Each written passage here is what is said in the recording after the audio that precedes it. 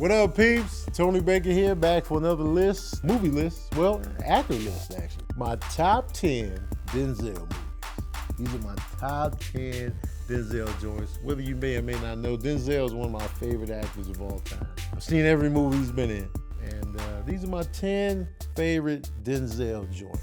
Number 10, Book of Eli, directed by the Hughes brothers, who did Menace to Society and Dead Presidents, which I love Dead Presidents, by the way. They did Book of Eli. It's a Denzel movie. It did well at the box office. Reviews were mixed. I don't think the critics were very favorable of it, but I really enjoyed it. I like the world that they created. Gary Oldman's in it. You know he's gonna bring it every time.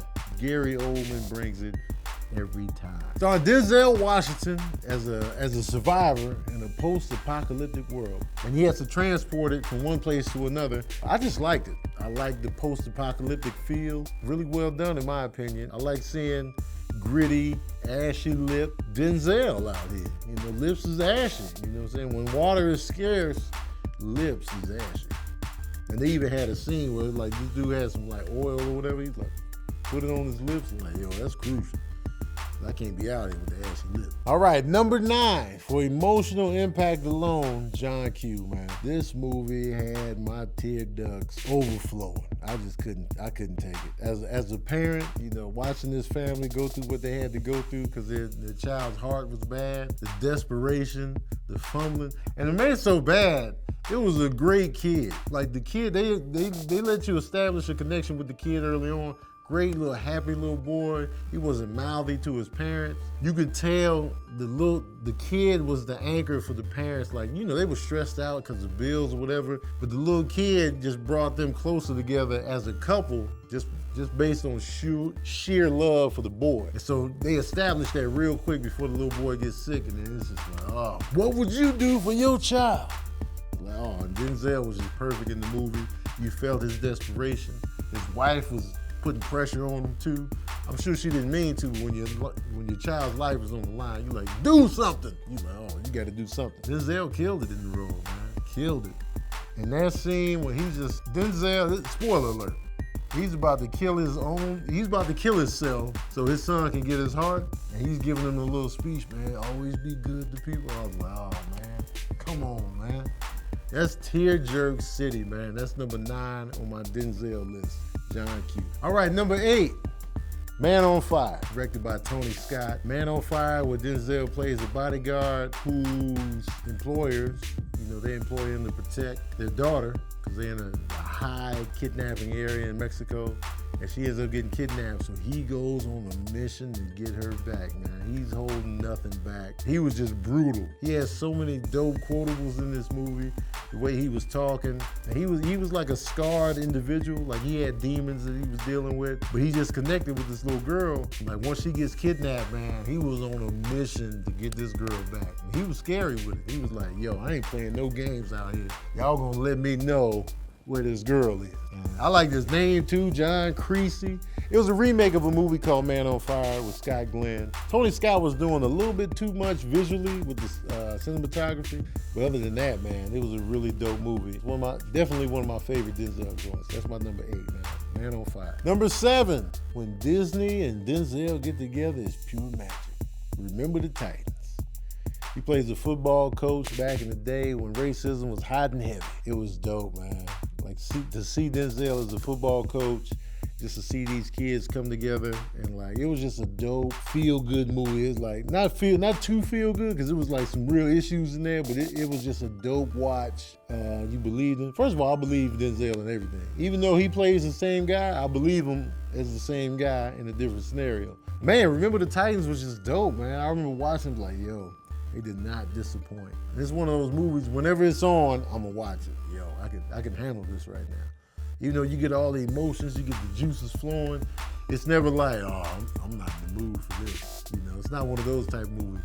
Like John Q, I gotta be in the mood for it. Like if it's on, I'm like, no, I can't handle this right now. I can always handle some Remember the Titans. You understand me, man? Very good movie, man. Remember the Titans, number 7. All right, number 6, American Gangster. American Gangster, Denzel plays drug kingpin Frank Lucas, who's still alive today. To see Denzel as a drug kingpin, I'm all for it. Let's go. You know, you don't have to always be a stand-up, honorable guy in every movie. Let's go. Deal these drugs, Denzel. Serve these drugs up. Package them up. Crack cocaine. Let's get it, man. The 70s, I'm all in. I like movies set in the 70s. I like gritty crime thrillers, and here we go. We got Denzel, we got Russell Crowe, we got Ridley Scott directing. I'm all in, man. American Gangster, man. Let's go. It's funny, man. Denzel, you always find yourself rooting for him, even when he's not a good individual. He's a drug dealer, but you're still like, all right, Denzel, don't get caught. And then when he gets caught because of a fur coat, you're like, the fur coat, huh? The fur coat. Yeah, man. American Gangster delivered, man. It's a dope title, and it delivered the goods, man. American Gangster, number 6. Number 5, and this pick is just for me. It's probably not gonna show up on anybody else's Denzel top 10 list, but I really love this movie, Devil in the Blue Dress. Not a lot of people saw it. It's one of his lowest grossers, but I really love this movie. I don't know why I watched it so many times. First of all, this movie is based on the Easy Rawlins novels by Walter Mosley. And so Denzel plays this private investigator who kind of falls into private investigating out of desperation for money. Like, you know, he was out of work. This is set in like the 40s in like Los Angeles. And like, you know, so racism is still cracking. And you know, he's hard up for money. So this guy is like, yo, I need you to find a girl. So I'll do it for the money. But you know, the individuals are seedy. It's a whole web of intrigue, and it just spirals on down to like bigger issues underneath. And Denzel was like, yo, I just needed the money. I'm just looking for a girl. And then, you know, he's caught up in a web of like big things, murder and all that. And I'm like, yo, I love movies like this, especially set in that time period. Oh man, I'm all in. Like a private investigator, he's like, yo, I didn't sign up for any of this, but you're in it now. You're in it now, man. And I feel like this is a slept on Denzel movie. I wish they would have made more based on the same character, because there's so many novels they could do. I would love, and Don Cheadle in the role of Mouse killed it, man. This role really catapulted Don Cheadle up into like bigger roles after this, because he killed it in Devil in the Blue Dress. If you haven't seen Devil in the Blue Dress, check it out, man. That's my number 5. All right, number 4, Training Day. Training Day, man. It got Denzel an Oscar for Best Actor. I really like Training Day because it took us into the underworld of Los Angeles, which I love a crime thriller. Nice play on cops. What was dope about Denzel in this movie, he was so charming, you didn't know whether or not to root for him the whole movie. You were like, wait, I like this guy. No, I don't like this guy. Well, you know what? I can see why he did. I don't like this guy. You didn't know the whole time. It took like a certain scene where you was like, oh, you know what? Denzel is a piece of garbage for that.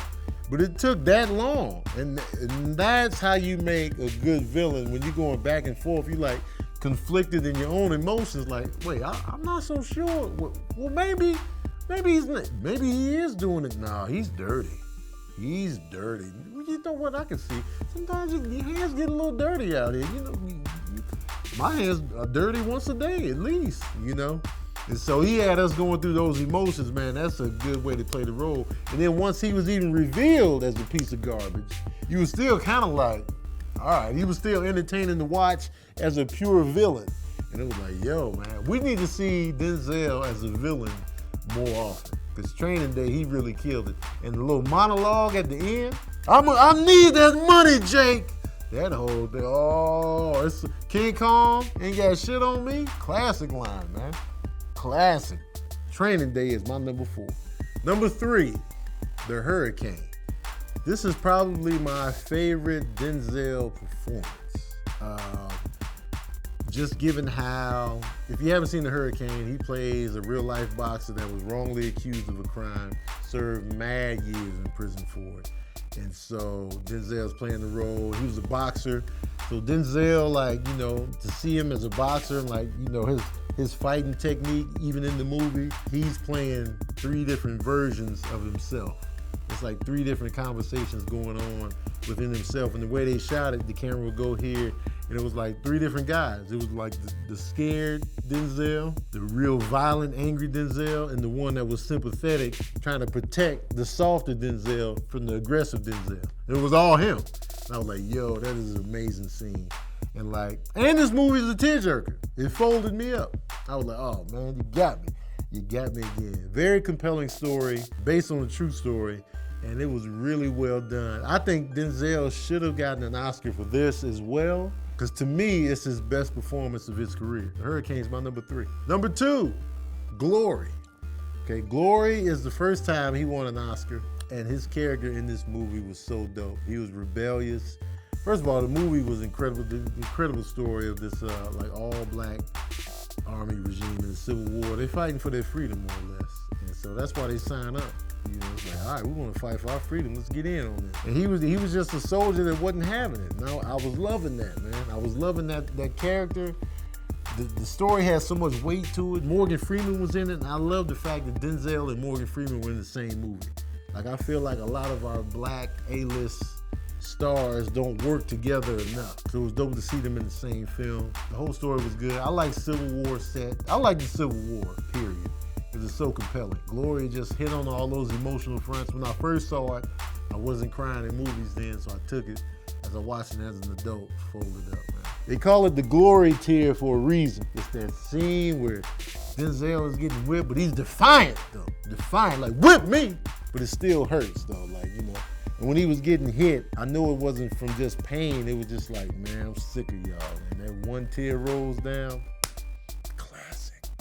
That's a classic cinematic scene right there. Glory is my number 2. And number 1, Denzel's number 1 movie, y'all probably already guessed it by now, Malcolm X. Malcolm X was an incredible piece of work, man.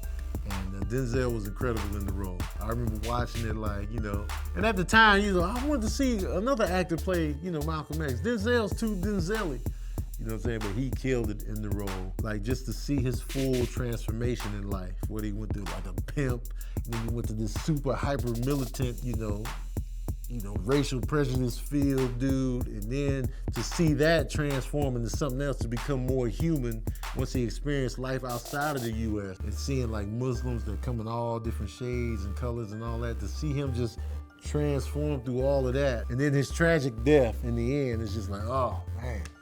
And Spike Lee did his thing with the movie. It's long, but it doesn't feel too long. Like, you're invested in every piece, every chapter, the pimp life, the prison life, the post-prison life, and just like him coming into fruition with himself as a human being. And then even in his death at the very end, he still looked peaceful, like he was just good with who he was down to the final shot, man. It was just like, yo, Malcolm X is Denzel's prime time, man.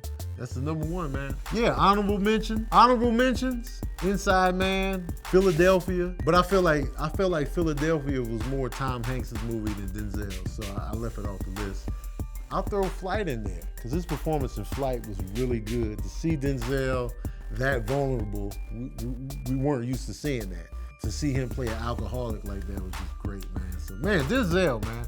Let me know your top 10 Denzel movies in the comment section below. What do you think of my list? Did I forget anything? Let me know in the comment section below.